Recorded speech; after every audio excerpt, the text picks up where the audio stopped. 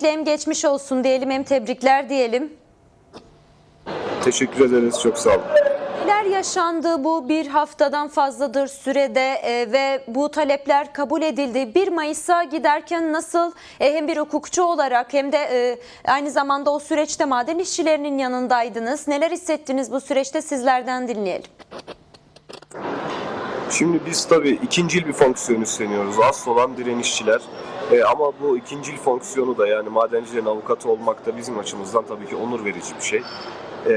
Bu direniş açısından da şunu söyleyeyim ilk olarak. Aslında 1 hafta, 2 hafta yürüyüşle beraber bir eylem süreci oldu. Bunun ciddi bir kısmı da açlık greviyle geçti. Ancak işçilerin hak arayışları bu eylemlerin de çok öncesine dayanıyor. Neredeyse 3 yılı aşkın bir süredir işçiler bu meseleyle uğraşıyorlar.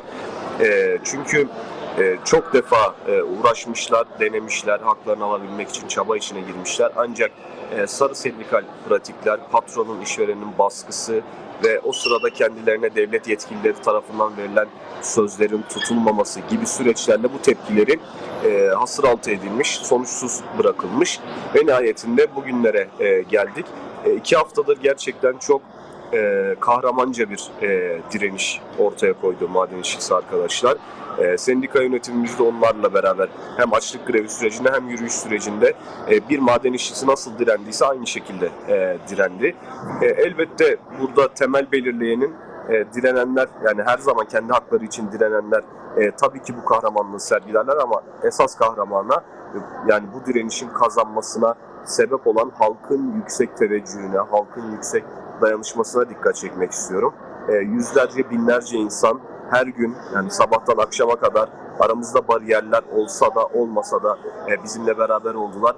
Ta yola çıktığımız ilk günden itibaren yolda yürürken kornalarla vesaire bize selam vererek geçen yüzlerce, binlerce insan ve Ankara halkı nihayetinde bu direnişi sarıp sarmaladı ve bu direniş kazanmazsa kendisinin de bir yenilgi duygusu hissedeceği, aynı şekilde kazanırsa da kendisi kazanmış gibi sevineceği duygusuyla direnişin kazanmasına vesile olan dayanışma ortamını açtı. Aslında buna dayanışma demek de çok doğru değil. Çünkü emekçi halkımız bu direnişteki özellikle açlık grevinin sembolize ettiği açlık süreçleriyle kendi içinde bulunduğu yoksulluk durumu arasında çok doğrudan bir ilişki kurdu.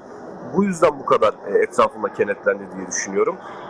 Bu cepheyi, emek mücadelesinin, işçi sınıfı mücadelesinin bu cephesini başarıyla kapattık. Önümüzdekilere hem örnek olsun hem de güç versin isteriz. Son olarak şunu da değerlendirmenizi isteyeceğim. Önemli bir şeye değindiniz. Hakikaten toplumsal bir meseleye döndüğü ve kamuoyunda ciddi bir sahiplenme durumu da söz konusuydu.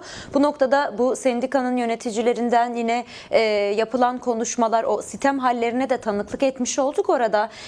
Bu bir hukukçu olarak da bir işçinin, bir emekçinin, hatta halkların eylem yapma haklarını savunma haklarına yönelik bir saldırı ve şiddet hali de vardı mesela. Bunu hangi hukuksal zemine sığdırabilirsiniz? Çünkü Başaran Aksu'nun da belirttiği gibi siyasi nedenlere sıkıştırılıyor. Oysa böyle bir şey değil. Bu ekmek davası demişti. Buna dair de nasıl bir okuma yaptınız, nasıl değerlendirdiniz bu süreci de? Aslında şunu yani naçizane düzelterek başlayayım. O çok bilinen konuşmasında örgütlenme uzmanı Başaran Aksu'nun bizim siyasi olayla alakamız yok derken kastettiği şu bir bağlamı var. Polis madencilerin evet, polis madencilerin yürümesine izin vermemek açısından şunu söylüyor. Ya işte dünyamızda savaşlar var, ülkemizde siyasi gerilimler var. O yüzden yürüyemezsiniz demek istiyor. Biz orada şunu kastediyoruz. Yani bu siyasi gerilimle madencilerin yürümesi arasında nasıl bir ilişki var? Bir siyasi gerilim varsa biz de o siyasi gerilimin bir parçasıyız. Yani eğer öyleyse de böyle. Aslında bunu kastedip o yürüme ısrarının bir parçası olarak söylenmişti. Onu hani sizin bildiğinizi biliyorum. İzleyenler açısından naçizane düzelteyim.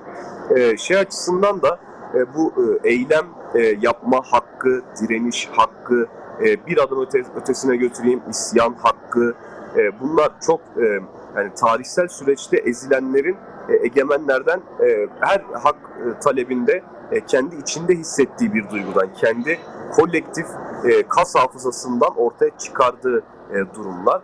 Doğal olarak iki boyutu var. Yani hukuki olarak şunu söyleyebilirim tabii ki. Anayasa herkesin önceden bir izin almaksızın toplantı ve gösteri yürüyüşü yapma hakkını garanti altına alır. Ancak bu anayasanın bu maddesi de diğer bütün maddeler gibi kolayca ayrıntılara boğularak, alt düzenlemelerde baskılanarak kısıtlanabilir. Biz polise ve emniyet müdürlüğüne söylediğimiz bir şey burada ifade edeyim, anlaşılır olacaktır bence. Bu tip meseleleri egemenler cephesinde ya bir hani adli olay gibi görme eğilimi oluyor, ya bir işte 2911 çevresinde toplantı gösteri yürüyüş hakkını engelleyen düzenlemeleri içeren, yani o referans verilen kanun çerçevesine görme yaklaşımı oluyor, ya da işçiyle işveren arasında sanki bir alacak verecek davasıymış gibi oluyor. Biz öyle değerlendirmiyoruz. Bu toplumsal bir meseledir. Doruk Maden İşçisi'nin meselesi de öyle, diğer bütün meseleler de öyle. Toplumsal meseleler de toplumsal yasalarla çözülür. Toplumsal yasayı ortaya çıkaran da direniş iradesidir. Yani yine geçen dün şeyde bulunduğumuz, selam söylediğimiz Selçuk Kozarşı'nın, Selçuk abinin çok sevdiğim bir lafı vardır. Adalet biz direndiğimiz için ortaya çıkar. Yoksa adalet bir yerdedir ve biz ona erişmeye çalışmayız. Doğal olarak bu tip meseleleri de hukuki açıdan da söylüyorum. Biz geçtiğimiz haftalarda henüz bu yürüyüşler sürerken Anayasa Mahkemesi'nden şöyle bir karar aldık.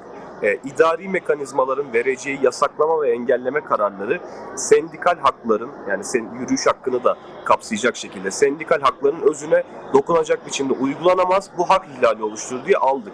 Ancak buna değil, yürüyüş iradesine güveniyoruz. Hukuki açıdan da buna güveniyorum. Çünkü bu işçi arkadaşlar yıllara yayılan dava süreçlerinde kuşa çevrilip verilecek haklarını biz bu hakkımız vardır diye direterek net şekilde en kısa yoldan almış oldular ve bu sırada da topluma örnek olacak bir direniş ortaya koydular. Hukuki açıdan da toplumsal açıdan da yaklaşımımız böyle. Anlıyoruz ve görüyoruz ki hukuki açıdan da toplumsal açıdan da gayet meşru bir eylemdi ve nitekim zaferle sonuçlandı. Bir iki cümleyle de 1 Mayıs mesajınız varsa alalım sizlerden son olarak. Bu 1 Mayıs bütün bu direnişi izleyen yurt çapında, önce direnişle ilgili söyleyeyim, yurt çapında izleyen bütün emekçilere şu cesareti versin. 1 Mayıs alanlarını dolduralım hep beraber. Biz varız, buradayız. Bazı sıkıntılar çekiyoruz ama bunları değiştirmek, bunu kökten değiştirmek için güç sahibiyiz. O yüzden meydanlara akalım. Biz maden işçileri Ankara'da olacaklar. Ankara halkıyla beraber bir madenci korteji oluşturacaklar. Ve direnişimizin de zafer açıklamasında söylediğimiz gibi İstanbul'da bulunan bütün işçi ve emekçi halkımızı da Taksim'e doğru hamle yapmaya, yönünü Taksim'e çevirmeye çağırdık ve çağırıyoruz.